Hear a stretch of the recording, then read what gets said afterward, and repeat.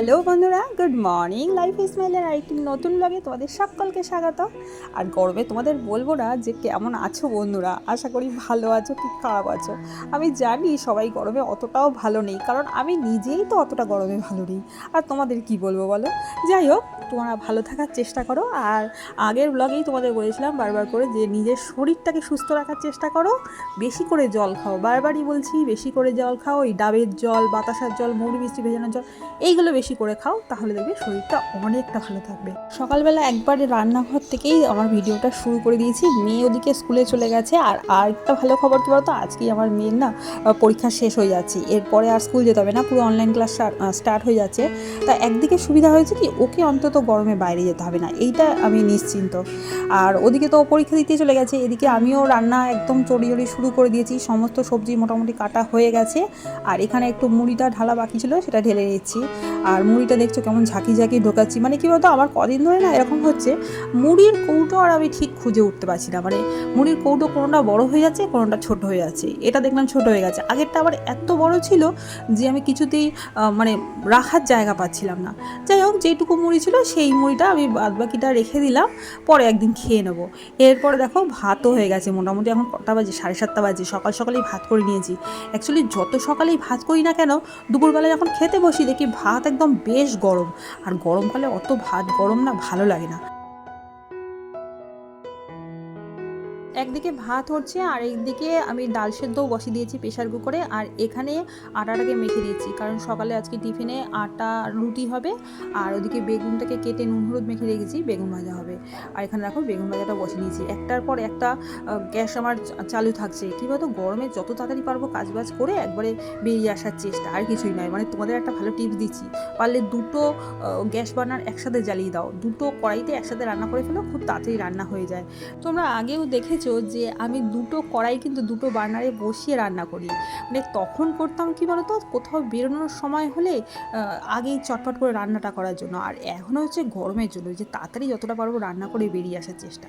আর এখানে দেখো আমার হাজব্যান্ড ওই মেয়েকে দিতে গিয়ে না কয়েকটা জিনিস নিয়ে আসলো। তা আজকে আম এনে বলছে যে আজকে আম ডাল হবে। তা অনেক দিন ধরে আম ডাল হচ্ছিল না, আর এখন গরমে ওই আম ডাল পাতলা করে ওটাই ভালো লাগে। এখানে দেখো বেগুন ভাজাও হয়ে গেছে। মানে ওদিকে রান্না বসিয়ে আমি এইগুলো গুছিয়ে নিচ্ছিলাম। আর এখানে বসিয়ে দিয়েছি একেবারে লতিটা করবো আজকে চিংড়ি মাছ দিয়ে। কয়েকটা চিংড়ি ফ্রিজে ছিল, তা সেই চিংড়ি মাছটাই ভেজে নিয়ে তারপর একটু কালো জিরা ফোড়ন দিয়ে সর্ষে পোস্ত দিয়ে নেড়েচে লতিটা বসিয়ে দেবো। একদিকে লতিটা বসিয়ে আরেকদিকে রুটিটা করবো।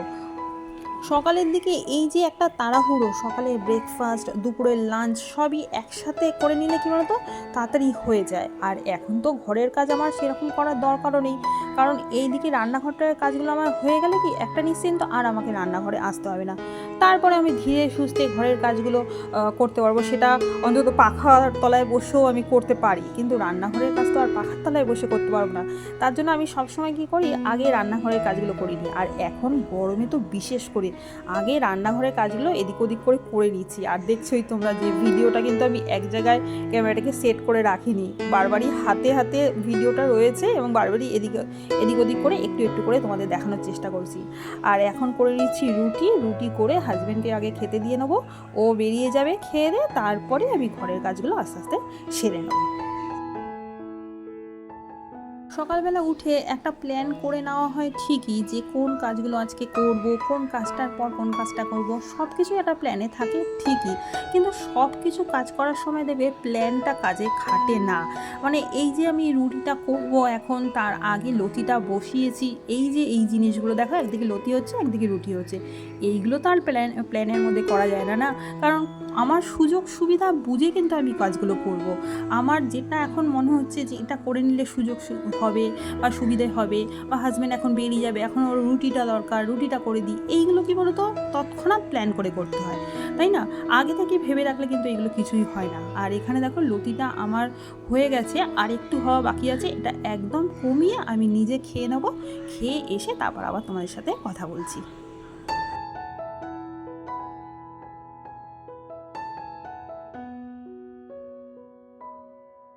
এদিকে তোমাদের বলছিলাম যে আজকে মাথার তরকারি করব, তা মাথাটা যা আছে তা আজকে আমাদের হয়ে যাবে, একবেলার জন্য হয়ে যাবে। আর আমি মাছ আনতে বলিনি, কারণ তোমাদের আগেও বলেছি যে মাছ খেতে আমার ভালো লাগে না, যতটা পারি আমি মাছের থেকে দূরে থাকারই চেষ্টা করি। এদিকে দেখো মাথাটা ভাজতে বসিয়ে দিয়েছি, আর একদিকে ডাল বসিয়ে দিয়েছি। ডাল মোটামুটি হয়ে এসছে, আর একটু হবে। আমি ডালের হাতাটাকে রেখে একেবারে চলে যাব এখন বাসন মাজতে। বাসনগুলো দেখলাম অনেকগুলো পড়ে আছে, তা এখন যদি বাসনটা মেজে ফেলি আমার বেসিনের জায়গাটা না পরিষ্কার হয়ে যাবে, কারণ এরপরে আরও আমার বাসন মাজা রয়েছে। আর গরমে যে কাজটা আগে করব, যে কাজটা আগে করলে তাড়াতাড়ি হয়ে যাবে সেই কাজটা করে নেওয়াই ভালো, কারণ রান্না ওদিকে তো নিজের মতো নিজে হচ্ছে, তা আমার তো রান্নার সামনে দাঁড়িয়েও কিছু হবে না। তার থেকে আমি আগে বাসনগুলো মেজে নিই, কি এখানে আমার বেসিনের জায়গাটা একদম পরিষ্কার হয়ে যাবে। এদিকে আমার মুড়ি ঘন্টার তরকারিটা একদম হয়ে গেছে, তো ওদিকের কাজগুলো মোটামুটি রান্নাঘরের কাজ কমপ্লিট হয়ে গেছে। আর এদিকে চাটনিও বসিয়ে দিয়েছি, একেবারে দুটো কড়াইতে দুটো, দেখতেই পাচ্ছ একটার পর একটা কড়াই ধুচ্ছি আর বসিয়ে দিচ্ছি।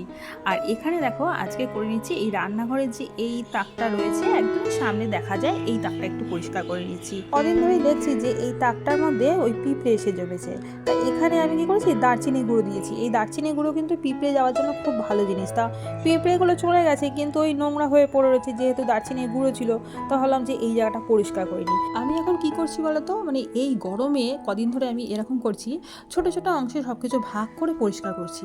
ধরো আজকে যেমন এই জায়গাটা আমি পরিষ্কার করছি রান্নাঘরে, এইটা করতে আমার মোটামুটি 5 থেকে 10 মিনিট লাগছে, 5-10 মিনিটের মধ্যে আমার মোটামুটি পরিষ্কার হয়ে যাচ্ছে। এইরকম করে কি করছি, প্রত্যেক কটা ঘর সমস্ত অংশ 5-10 মিনিট করে ভাগ করছি, আর জায়গা ছোট ছোট করে বেছে নিচ্ছি যে এই জায়গাটা আমি 5-10 মিনিটের জন্য পরিষ্কার করবো, বা ওই জায়গাটা এরকম করব। তাহলে কি হচ্ছে, আমার একদিনে সমস্ত চাপ পড়ছে না, আর তার সাথে একটু একটু করে পরিষ্কার করলে না আমার ঘর বাড়িও দেখবে পরিষ্কার পরিচ্ছন্ন থাকছে। কারণ এত গরমে আমাদের কাজ করতে সত্যিই খুব কষ্ট হচ্ছে, কারণ প্রত্যেক দিন কিন্তু এখন সম্ভব হচ্ছে না যে ঘর বাড়ি পরিষ্কার করতে, কারণ ওদিকে রান্না করতে করতে অনেকটা সময় কেটে যাচ্ছে, আর তারপর এনার্জিটাও আমাদের লস হয়ে যাচ্ছে। কারণ নিজেদের শরীরটাকেও তো আগে দেখতে হবে, নিজেদের শরীরটাকে পুরো উজাড় করে দিয়েও তো কাজগুলো করা যায় না, না নিজেরাই তো তারপর অসুস্থ হয়ে পড়বো, তারপর কি হবে সব কাজই পড়ে থাকবে। তার থেকে কিছু কিছু করে জায়গা যদি আমরা ভাগ করে তারপর কাজগুলো করি, তাহলে কিন্তু অনেকটা নিজেদের কষ্টটা লাঘব হবে। এখানে যেমন আজকে আমি কী করলাম, এই যে বিছানা চাদরটা তুলে দিলাম দেখলে, আজকে শুধু চাদরটাই আমি ধুয়ে দেবো, কারণ চাদরটা একটা যদি আমি ধুয়ে দিই অন্য জামা কাপড়ের সাথে, তাহলে কি হবে আমার পরে আর চাদরটা যদি আমি রেখে দিই যে চাদরটা পরে ধোবো বলে রেখে দিলাম, তাহলে প্রত্যেক দিনের জামা কাপড় যেমন জমতে থাকবে তেমন চাদরও এরকম করে আস্তে আস্তে জমতে থাকবে, তারপর কষ্টটা একেবারে পড়ে যাবে। তার থেকে আমি প্রত্যেক দিনের জামা কাপড়ের সাথে আজকে চাদর ধুলাম, বা কালকে আরেকটা ঘরে চাদর ধোবো, বা পরশু দিন আরেকটা কিছু ধোবো, এই করতে গেলে কি তাহলে আমাদের কষ্টটাও কম হবে। আর আমরা যদি এখন ভেবে রাখি যে গরমটা শেষ হবে তারপরে সমস্ত কাজগুলো করব, তাহলে কি হবে কাজটা আস্তে আস্তে পেন্ডিং হয়ে যাবে, আর গরম এখন সহজে শেষ হবে না। গরম শেষ হতে এখনও 2-3 মাস বাকি আছে, সহজে বৃষ্টিও আসছে না আর গরমও শেষ হবে না।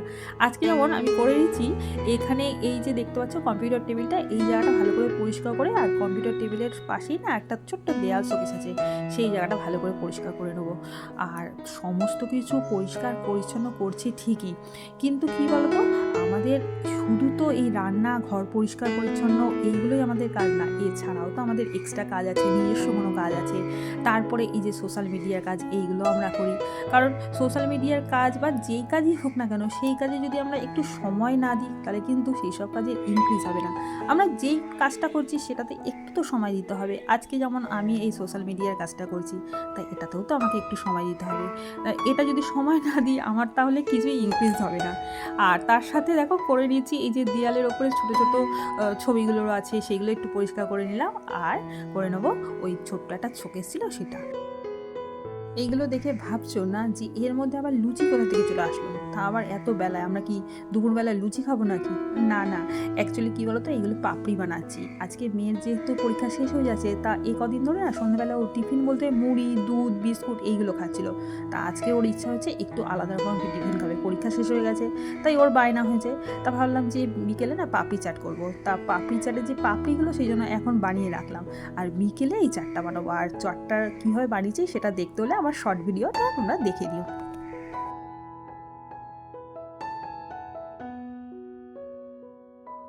ওদিকে ঘরের কাজ হয়ে গেছে, ঘরে এসে দেখছি যে একটা পার্সেলও চলে এসছে। তা ভাবলাম যে পার্সেলটা রিওপেন করার সময় ক্যামেরাটা অন করি, তোমাদেরও দেখাই যে কী পার্সেল এসছে। তা আমি জানি যদিও কী পার্সেল এসছে, অ্যাকচুয়ালি আমি এটাকে অর্ডার দিয়েছিলাম।